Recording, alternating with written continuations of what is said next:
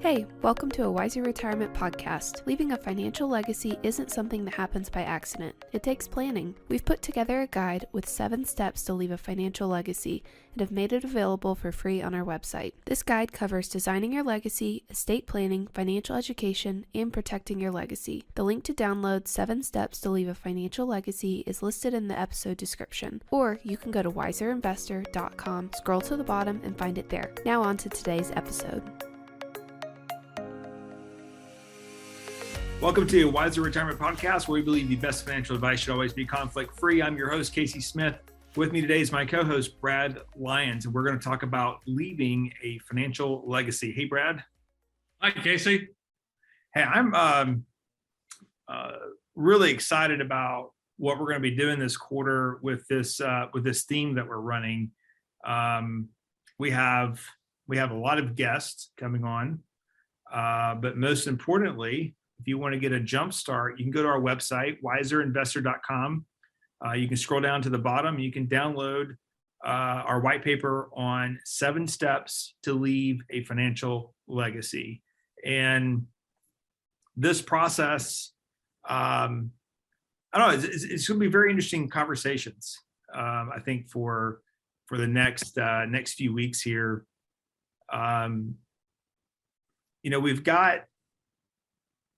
We do so much planning for so many families. And I think a lot of the planning, Brad, I mean, you talk to people just like I do, a lot of the planning has so much to do with preserving their wealth really for themselves. We don't hear a whole lot about, I got to leave X amount for all my children.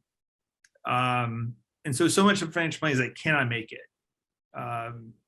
But there's more to it than that, right? Leaving a legacy is not just estate planning. It's not just a bucket of money that's left over at the end of your life. I think there's more to it than that. No, the financial aspect of our legacy really just allows the next generation or the following generations to implement the legacy that we leave behind. Don't you think? That's, just a great way of thinking about it. Our legacy is really about sharing and passing on our values to the next generation. Yeah. So that they can literally take them, modify them, incorporate them as their own and adopt them or not, depending upon how they feel and how they view about it, life and so on. The financial aspect is just providing them with the opportunity to go ahead and implement, that legacy so that they can lead their best life and then in turn, perhaps leave a legacy to the next generation and so on and so forth. Okay. Throughout our lifetime, we're building our legacy, whether we are doing it intentionally or not, or knowingly or not. It's thought, Casey, that we can influence like 4 generations with our legacy, and it's kind of interesting because you can influence a generation above you. You can influence your parents. That's part of your legacy. They raise us, and then we influence them by how we live our life and how we take care of them, perhaps later on. We influence our children, so that's part of our legacy. We influence our grandchildren, so that's part of our legacy if we're fortunate. And then since we influence them, they influence their children, so we can theoretically go all the way 4 generations and influence, our great-grandchildren as well. And it doesn't mean that we even had to spend a nickel to do it or provide a nickel. That's just our living legacy. The financial aspect, again, is just simply a way for those generations and for us to implement it. I have an example, and my dad is a big listener of the podcast, so I'm sure he's going to hear this. Love you, Dad. But no, hey, Phil. So I was thinking one time, I don't know that I have. I know I don't have millions of dollars in legacy, right? Coming to me. But my legacy given to me was actually work ethic. Because when I remember back as a kid, when my parents hit hard times, my dad would work, I think during the daytime at Airborne Express delivering packages, and he'd go work at Delta at the Tech Ops Center at night. to get things done. My mom would go out and clean houses during the daytime while we were at school in order to get the bills paid, because the family was kind of on hard times for a few short years there.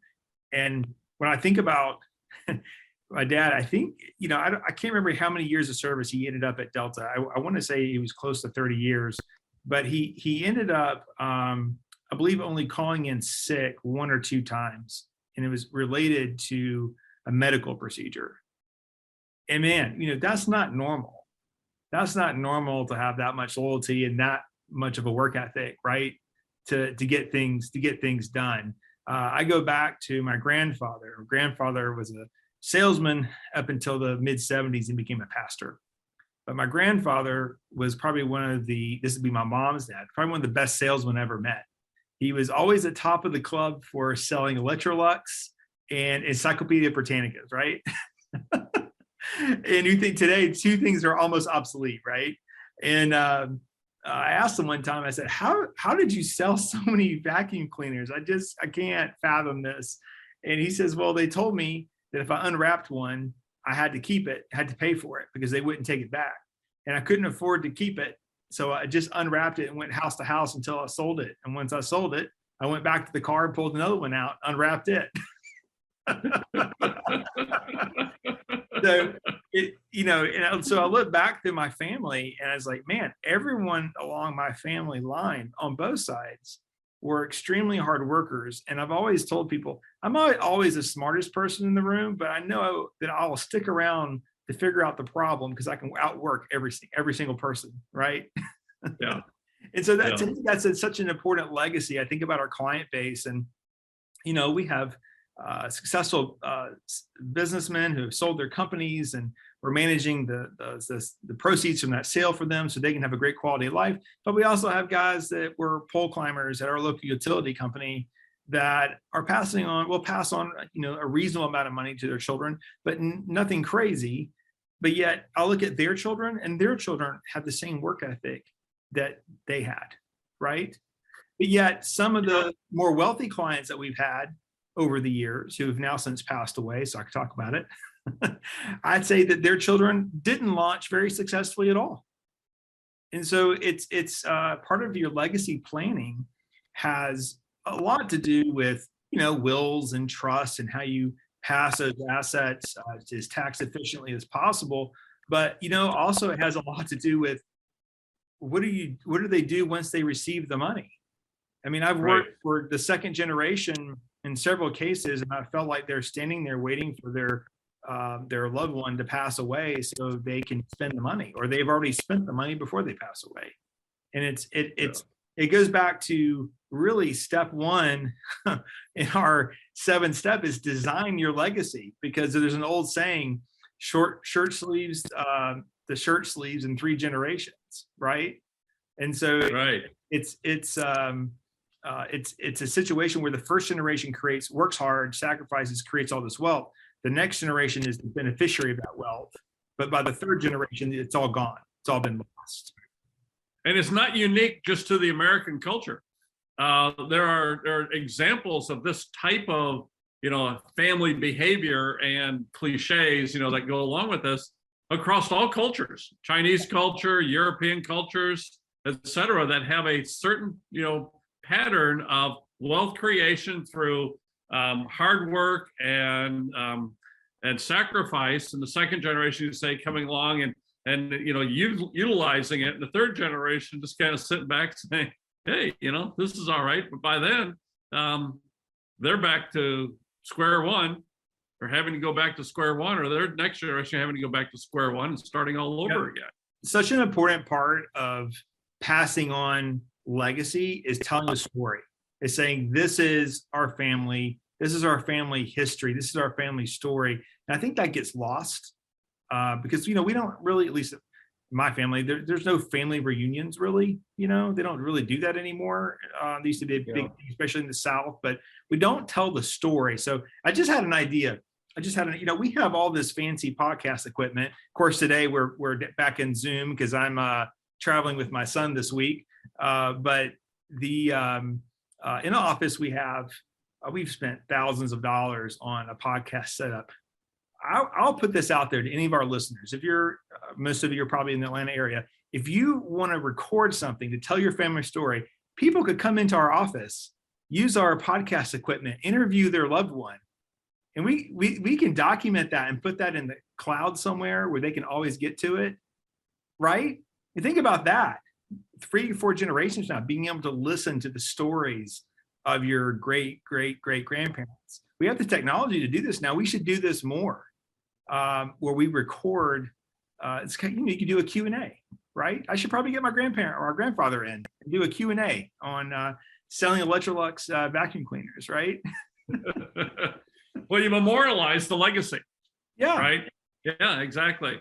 You know, and there are estate planning firms that are out there that offer this type of service, and they'll have their clientele come in, and you can give a talk to your loved ones after you're gone, and they don't show up until it's time. Yeah, but this is different. This is different. This is happy. Everyone's alive. We're not mourning someone. We're not saying don't spend your money on booze and girls and drugs, right?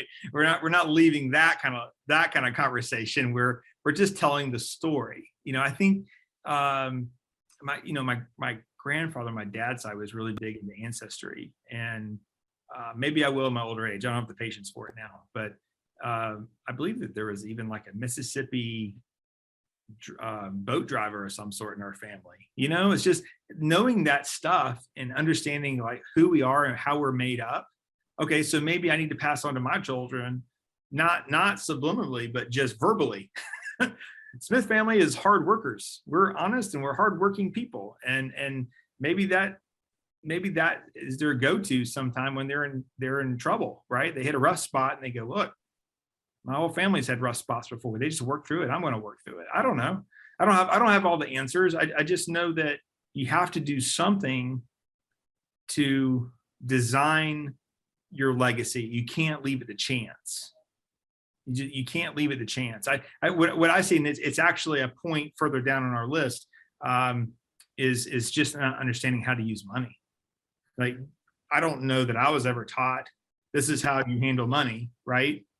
Figured it out after some mistakes. And we talked about in our team meeting this week, Brad, and everyone in the room I noticed is like, yeah, no one ever taught me. or the problem is when you're trying to be taught, you're in your 20s, you know everything, right? Yeah. So there's that too. It's got to start when you're 11. There's a lot of dynamics that are occurring around the money talk. Yeah, absolutely, for sure. We see it right here, in the conference room when we have clients in. So it's a very unique conversation that goes on, without a doubt. But yeah, so really, we could talk about this forever, but number one is design your legacy. What do you want your legacy to look like? I think giving our community service should be a part of everyone's legacy. We have to realize that the world's bigger than ourselves.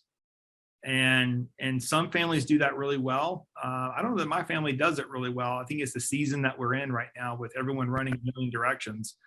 But there needs to be some type of charitable component, whether it be time or money. You both and I are reading a book, which we'll talk about in the next podcast. But I love the idea in that book of grandparents creating like a donor advised fund. So a donor advised fund is basically a 501c3, but you're borrowing a trust 501c3 status basically. And so you can open up one for as little as $10,000. And then the grandparents would work with the grandchildren, skipping the kids on purpose to allow them to say, look, okay, you've got $100,000 or $10,000 in this donor advised fund, and we're going to give out X% per year. We're going to give it to 2 charities, and we'd like for you to find a charity that you would like to give it to, but you have to interview the person running the charity, and then you have to present a case as to why the funds should be used for that organization. And immediately I thought all the bells and whistles went off in my head. I immediately thought, man, what a great idea to teach a kid, 1, how to talk to adults, 2, to be able to assemble a presentation and then give that presentation. Right? Just like a business. Mm-hmm. There's all kinds of ways. It's just you have to be when we talk about budgeting, we talk about every dollar having a purpose. It could be that the purpose for, a certain number of dollars is whatever I want to spend it on, but it's earmarked for that purpose. Right. It's the same way with legacy planning or estate planning, kind of go together as you're creating a purpose. So what is my purpose? What is my family's purpose? Is it survival, or are we beyond survival? Are we beyond where, we're not just trying to pay the next bill? We have some excess that we could then use to mentor the next generation. Mentoring has a big deal about in intergenerational family wealth transfers as well. Not everybody develops at the same rate. And just because one generation in the past developed in such a way that they were able to accomplish great things financially and business-wise and economically, doesn't mean that the next or subsequent generations are going to develop at that same pace. So mentoring them to come along and bring them up to speed where they can perform at their highest level, okay, whether it's within the organization or within the family itself, is developing the human capital side of things. It is very important. Mentoring plays a huge role. It helps to tell the story as well. Lots of times mentoring can come from outside the family because of the relationships that happen inside the family. Sometimes mentoring can come best from a aunt or uncle or an older cousin or a longtime family friend who knows about the family, okay? That can share stories and can bring that next generation, that person in the next generation along, so it allow them time to develop and to assume a role within the business, the organization, or the family's network. So mentoring is a very, very big part of maintaining and preserving, that your family's history and legacy, along with the financial resources that are being passed down. To speak to a lot of our clients with substantial assets, you're not worried about, do I have enough assets for my lifetime? You know that you have more than what you need. And I think that's where it gets more complicated, but yet can be very simple. And that comes down to creating some sort of like a family compact, almost like a family mission statement. Right. That's exactly. And it's almost even beyond that, a constitution about how we will govern ourselves going forward. Right. Yeah. And it's something that you and I talked about offline that I'll bring in now is we think about ourselves. We have brothers and sisters and we think, oh yeah, well, they're doing well. Oh yeah, they struggle. We never think about bringing them along. You think about the unit as a whole. And what I love about generational wealth, which we'll get into in our next podcast, though, what I love about generational wealth is you have the ability to bring people along, even people that are struggling for whatever reason. And that starts with creating a plan. And when you go back to planning, for the people who are listening who maybe are just starting out, you're the first generation. You're not the second or the third. We don't want anybody to be the third and squander it, but you're the first generation and you're doing well. It comes back to the financial planning process, because in the financial planning process, we go through our steps. No stupid debt. Don't have any credit card debt. We have a plan to provide for ourselves in retirement. We have a college plan for our kids, which is very important, by the way, to keep moving the family on, is education. And right. That's that third component of intellectual capital. That's right. And then ultimately, we always talk about this opportunity bucket. Well, what do I do with this extra each and every month? Well, with the opportunity bucket, that's where that generational wealth, that's where it starts. And it could be that you're a business owner and you're putting extra money into that generational wealth bucket. You're not quite sure what it's for. It's maybe in some investments now, but it might be for a second home where you're going to create all kinds of memories with your kids or grandkids. Ultimately, it might be seed money for the next generation to start businesses and grow businesses. And so it gets really exciting when you think about the big picture. But I think so many people just get focused on looking at their feet instead of looking down the road on legacy planning per se. Well, you bring up an interesting point, and that being our timeframes, right? Yeah. And for legacy planning, the time frame is expanded for generations. And a generation is what, 20 to 25 years? So if you're looking at 2-3 generations, you're looking at 25, 50, 75 years into the future.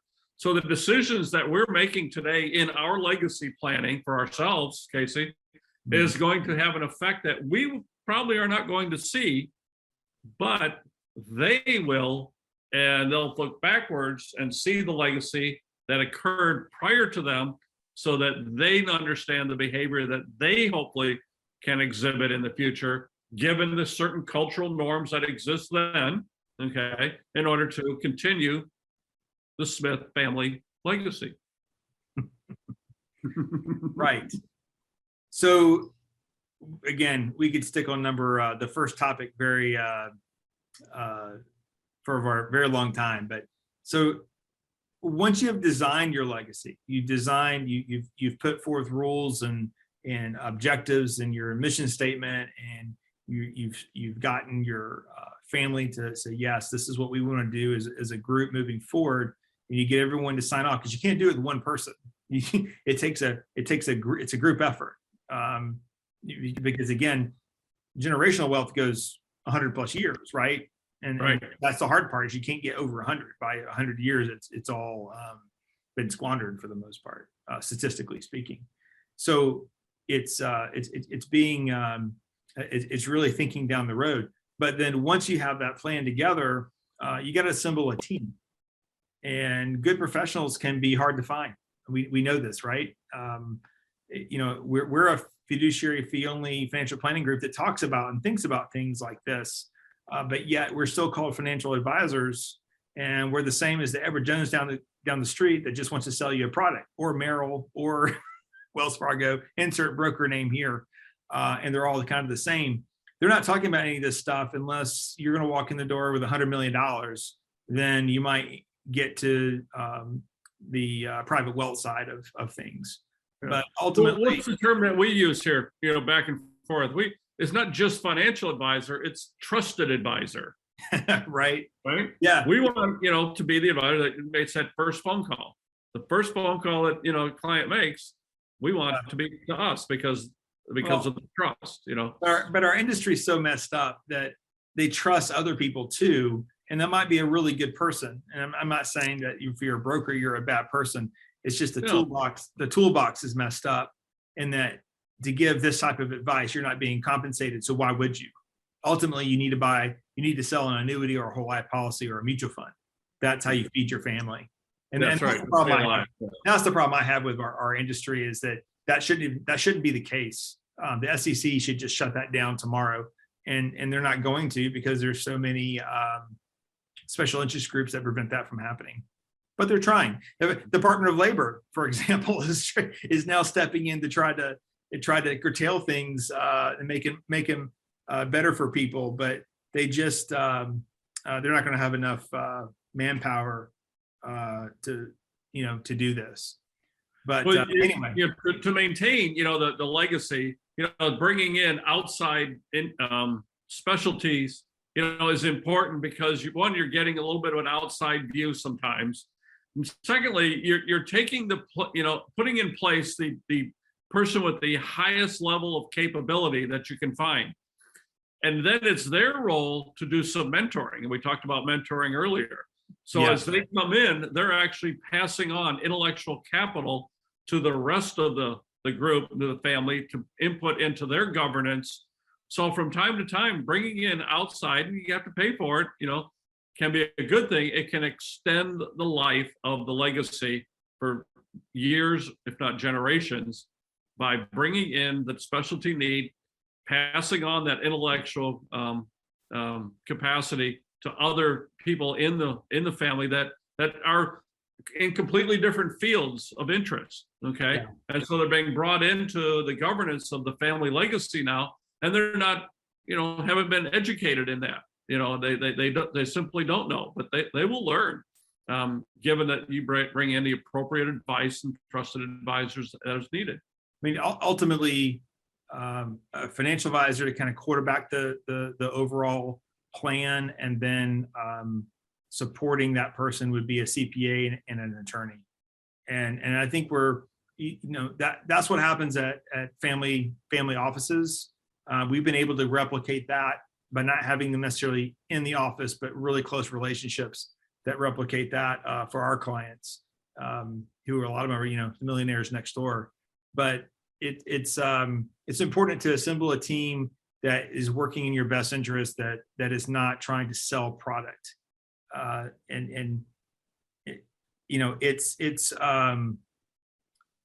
Ultimately it can be hard to find because so many professionals, get a CPA and a financial advisor to work together can be difficult. At a Wells Fargo, Edward Jones, Merrill Lynch scenario, it's not going to happen. It's just not going to happen. They're looking for referrals to sell product is what they're doing.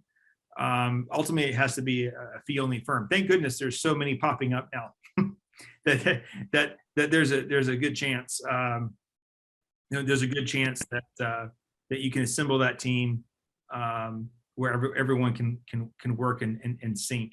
But that's an important part of implementing the legacy. Once you have that team, then step 3 is building a financial plan and a portfolio management strategy.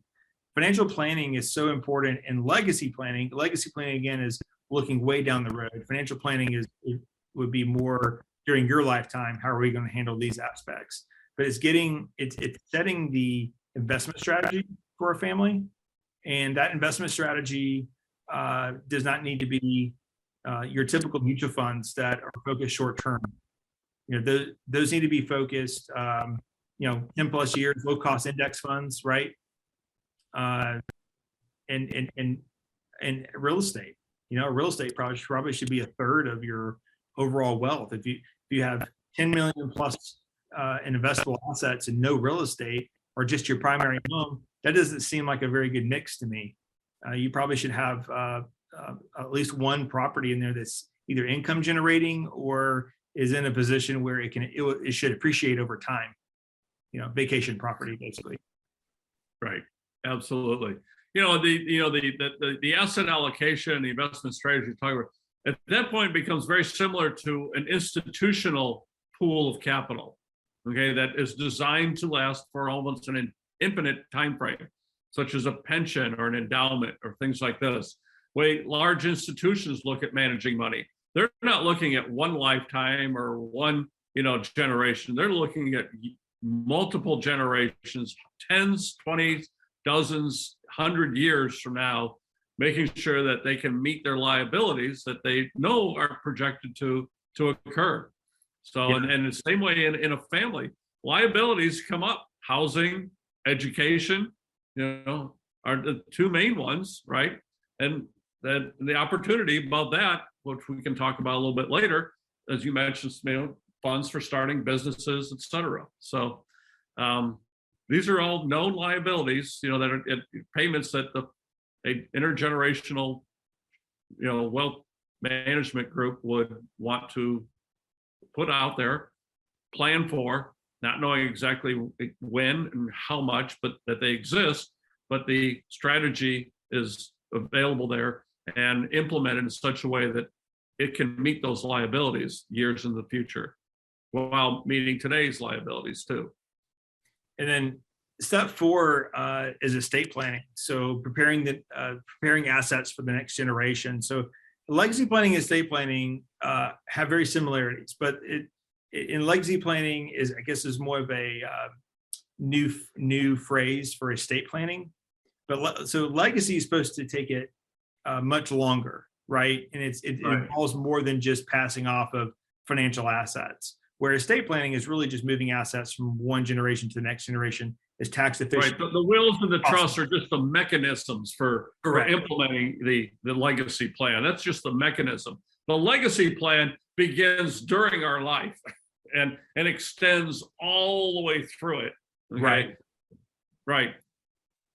So and then ultimately, with the estate planning, that could be family limited partnerships. It can be revocable living trust, irrevocable trust applied at times.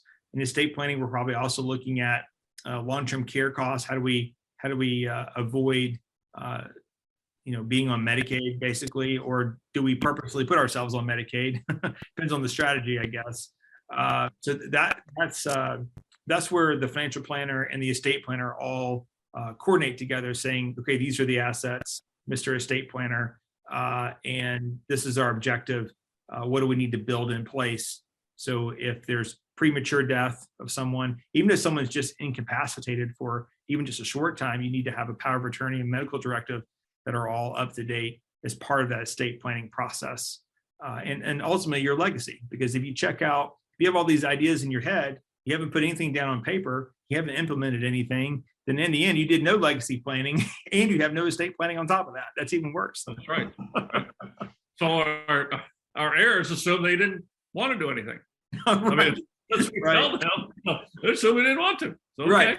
Yeah. Or the state's going to decide where your assets go. So at a bare minimum, you want all of our clients to have the basics of estate planning. Ideally, they're passing on other things to their family that maybe we are not always aware of. Number 5 is something that I'm starting to realize this is a big problem, and it's financial education. We have to teach the next generation as part of our legacy how to handle money. And sometimes I don't think we do it because we know that maybe we weren't the best with money, right? We didn't make the best decisions, but really comes to a point where you have to open up and say, I didn't always make the best decisions with money, but this is how it's supposed to be done. Ideally, you lead by example. My kids pick the most expensive sports. I have one that's in horses, and the sport of kings. We're the proud owner of 2 horses, an Arabian and an Irish sport horse, and we need a new saddle because she's moving up the ranks pretty quick, and the saddle's really expensive, and it's made for the horse. And I made the decision that I don't think you should just be given this.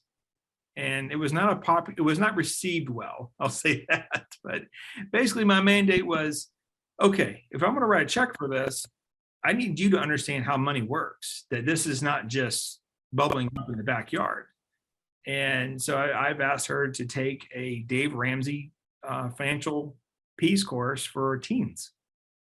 And, she kind of rolled her eyes, and we'll see if it gets done. There's no saddle order right now. I promise you that until that course is completed. And then I said, I want you to do 20 hours of community service. I want you to find something to be passionate about and help others. And, no one else's dad makes them do this. I'm the only one that makes it there. Everyone else just gets it. And I have to do all this. And so we're going through the 14-year-old reaction to it. Hurts my heart a little bit being a financial planner. But teenagers are weird. So, Well, the other end of that spectrum, okay, there's the where does money come from? But then what happens when I have money, either through a windfall, or they've just accumulated money faster than they thought they would? Casey, there are many times we have people come into this office saying they just had a windfall or they've got some money. What do I do with it? Yeah.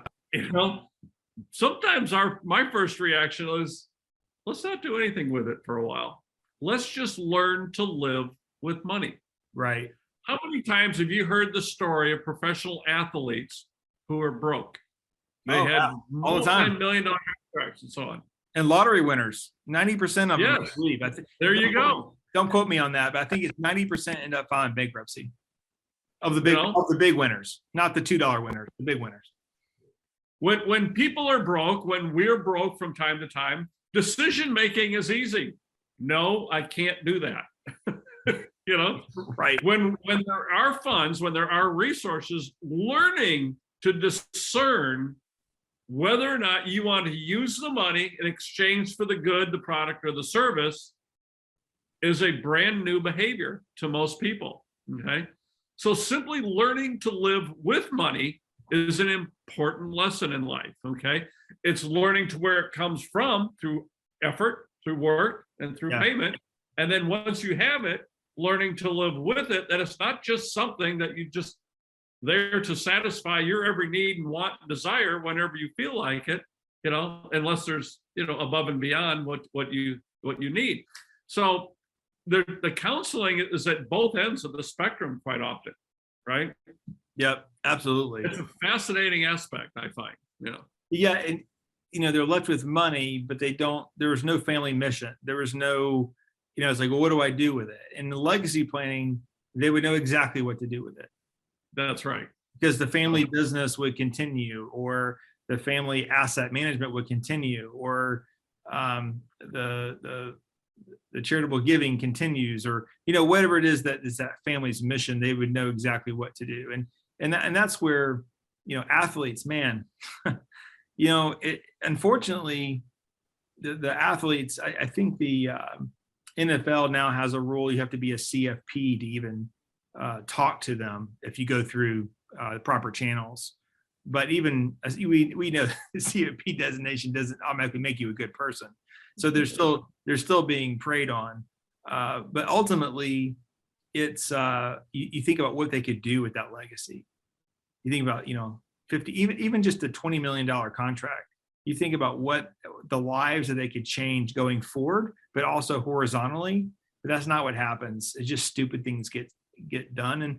And the reality is that when we talk about the markets, we talk about this all the time. When you're going through a bad stretch in the market, everyone thinks that the stock market is going to keep doing that forever. And if you're going through a good stretch in the stock market, everyone thinks that it's just going to keep doing that forever.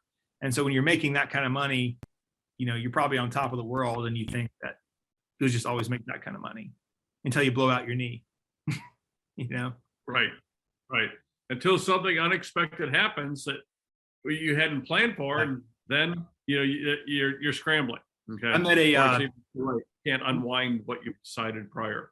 I met a gentleman at a Ameritrade TD Ameritrade conference one year. It's been many years ago. He only worked with basketball athletes, specifically NBA, and I think he may have only had 5 or 6 clients, which would be probably equivalent to what we manage for 300 people. But he was telling me a story that I guess one of the wives of the players bought a Ferrari as a birthday present to the player, to the husband.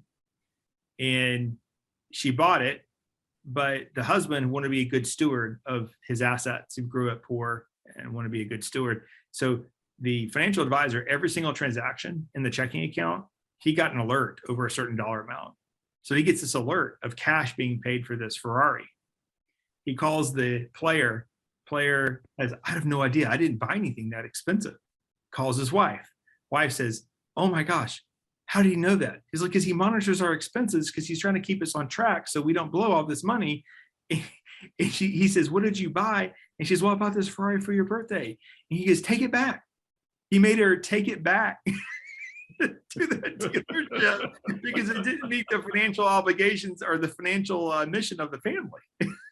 I thought that was hilarious. It's like that poor Ferrari salesman. He thought, he was eating steak that night and had to return it. You already bought it. But that's the role of outside people in a relationship is saying, hey, this is what the objective is. I feel like I do that every week. Someone calls me up and says, hey, I'm thinking about buying XYZ. And I go, okay, great. How are we going to pay for that? Oh, I thought I'd just pull it out of my portfolio. So, well, your portfolio is helping you retire 10 years earlier. And so if you still want to retire 10 years earlier, we can't do it there. So what's other options? He's like, I probably just shouldn't buy it. Less about cars, more about boats these days. But there is quality of life too. Sometimes I say, well, if you want to adjust your retirement date, you can pay cash for it and you have no problem. And so they have to think about that, the consequences of doing that. But it's ultimately we have to teach the next generation how to do this. I think the Dave Ramsey teen program looks very appealing to me. It's Dave has weird investment advice. I don't follow his investment advice, but certainly his budgeting tools have saved probably hundreds of thousands of people across the U.S. getting out of debt. And teaching the program, it's an online self-guided course. I believe I paid $40 for it. So if anyone's out there wanting their children to go through something like that, there's a middle school course and then there's a high school course. Our kids' high school actually teaches that, I believe, senior year before they go to college, which I think is now a requirement in the state of Georgia. We actually have a later on our interview schedule. We have one of our public school commissioners coming on to talk about that and how important that is in at least Marietta City schools, teaching financial literacy in the school system. Well, I think that's a great idea. Over at University of Georgia, they have a whole program, a curriculum on personal financial planning. Right. And it's in the College of Family and Consumer Economics, I think, Consumer Sciences, I guess. So it's a very popular program, and people go on to careers, but you can just take courses in there as well, and to learn about investing, learn about budgeting, learn about. But is that a requirement for you to graduate, or is it just something you can take on your own? No, it could just be an extra, an elective. Yeah. Yeah, I think it needs to be mandatory. I believe in Georgia, it is now mandatory that all high schools have to teach some type of financial literacy. I just wonder who's teaching it. You have a financial literate person teaching a financial literacy course. That might be a problem. So I have questions about that. Is it the high school gym teacher? They seem to get all the extra stuff. The gym teacher does. But hopefully that's not the case. Hopefully they're being very professional about it. Number 6 on our list is giving to charity as part of your family legacy. I think it's important, not necessarily always to write the check, but certainly to be giving of time. We live in a world now where everything's about us. And even with my own kids, I feel like that they live in a world of one. And we have to understand that there's other people out there that need our help. I recently resigned my position for personal reasons, but I was on the Wellstar Foundation board for about a year, and it was very interesting to see those reports. The Marietta Country Club was at a height of membership. They had to increase their dues to kind of get people to not want to join, and then they created a waiting list. At the same time, during COVID, Cobb County had more people going hungry than ever before. And so you literally saw the wealth divide. I mean, we talk about it and people try to make it into a racial thing. I'm just looking at data. And when you look at the data, you realize, oh my gosh, there's a lot of people that are struggling, and, we can give up a steak meal or two a month and go and do something positive for the community, or something that it's really important to you. And it doesn't have to be feeding poor people. It could be, something cancer or health related, or, just giving of time through more, environmental type things. But the bottom line is we do something that's not focused on us, but ultimately we're the beneficiaries of it, because when we give our time or our money, actually there's health data that shows you have lower blood pressure. You're sleeping better at night. You're right. There's all kinds of positive things that come back from being charitable. And so that's definitely has to be something that's taught to the next generation as part of our plan. It's a good idea. There's an old saying, give until it feels good. Right. That's when you know that you've reached your level of giving that's appropriate for you. And it's different for everyone. And that can be built into the plan. And there are certainly lots of mechanisms within the IRS tax code to do it on a tax efficient basis as well. Yeah, no, absolutely. Yeah, I totally skipped over the whole financial aspect of giving. It's tax, right? You're getting a tax deduction, and that's why you give it. Like, get $10, hopefully I get 40 cents off of my tax return or whatever it might be. But ultimately, that should be your primary driver. Ultimately, it's to leave the world a better place around us, and as you're riding, the rising tide lifts all boats, right? So those of us who are successful are able to do things in our community, then that uplifts everyone in the process. But yes, there obviously are, especially in estate planning, we go over the estate planning limits. Right. Once you're over the exemption, it makes a lot of sense to utilize these mechanisms in order to reduce the taxable exposure to your estate. So yeah. Absolutely.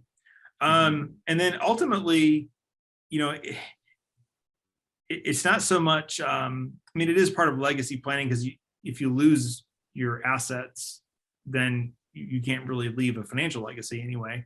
But ultimately, it's protection, asset protection. So you think about the boring topics of property casualty insurance. So your home and auto and your umbrella policy. If you're a business owner, is your business protected? Which I would say most of them are probably underprotected from what I've seen. And so ultimately, it's bringing in an insurance broker, which we'll do in one of our podcasts here this quarter. But bring in an insurance broker to make sure you're properly insured. As I tell our clients, you know, there is a lifestyle in which you're trying to find the cheapest insurance, but none of our clients should be looking for the cheapest insurance. They need to find the proper insurance for a reasonable price. It's two separate things. Yeah. We're not going to go to the general trying to get auto insurance because it's cheaper. We need to be using AAA rated, AA rated insurance, and we need to make sure we have an umbrella policy that covers at least what our net worth is. So if your net worth is over $500,000, you probably should be carrying some type of $1 million umbrella policy. We want to make sure that we don't suffer a catastrophic loss, right? And that's what insurance is for the insuring against the catastrophic loss. We're not buying insurance to make money. You're buying insurance to preserve what you have, and hopefully you never need it, okay? Right. But it's there in order to, protect against the catastrophe that, can happen. We just hope that it never does. But it's there for a purpose.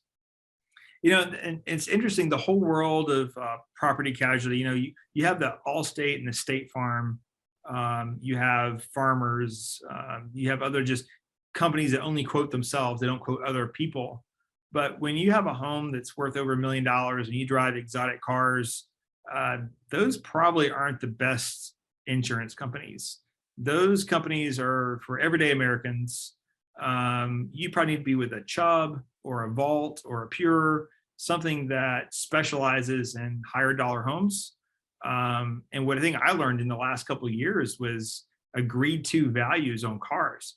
We have little fender benders, and they're going to total the car, and you're like, oh my gosh, why would my car be totaled? Well, it's because it would cost $6,000 to fix it. It's only worth $5,000. This is a terrible example, but the idea is that they're going to total your car, and they're not giving you what it's really worth, and you have to fight them and fight them and fight them. Where with agreed to value, if you crash your Bentley, it's already in the policy that they're going to pay you $350,000. Period. There's no fighting or haggling, right? And you pay a little bit of a premium for that. But maybe a Bentley is a bad example. Maybe it's just Mercedes, BMW, and it's a higher end version of those that you're trying to protect. So one, that's less hassle, but it's also protecting a depreciable asset, and then your home, making sure that if your home burnt down or something bad happened to your home, that you have protection. We had a client that I think their whole basement flooded twice, right? And it's the second time the insurance company required a lot of them as they reassembled the house. But you got to have the right coverage. So again, it's not about being the cheapest; it's about having the right words, proper insurance. Yeah, exactly. But yeah, so all this is available. Go to website wiserinvestor.com. Scroll down to the bottom. You can download the white paper by entering your email. And I'm excited about the rest of this quarter, especially the next podcast. Brad and I just finished reading a book called Family Wealth, Keeping It in the Family by John Hughes Jr. And it's basically about how family members and their advisors preserve human, intellectual, and financial assets for generations.